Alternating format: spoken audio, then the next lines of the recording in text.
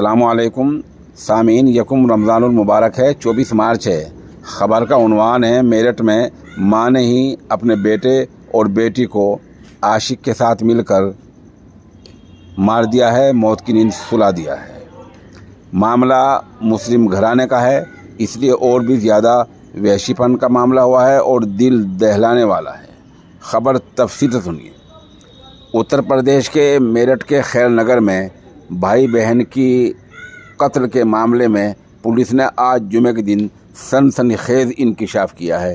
Police نے بچوں کی ماں نشا اور سابق کونسلر سعودی فوجی سمیت اس معاملے میں 6 لوگوں کو گرفتار کر لیا ہے۔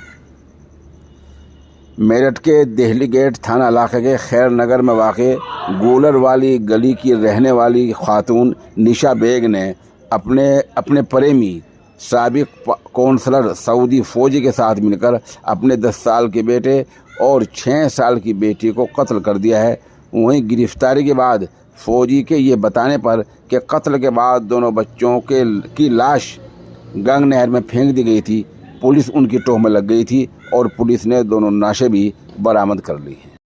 گمان کے مطابق میرٹھ کے لال کرتی میں جوتے کی دکان پر کام کرنے والے شاہد بیگ اپنی بیوی نشا بیگ، بیٹے محراب اور بیٹی کونین کے ساتھ رہتے ہیں۔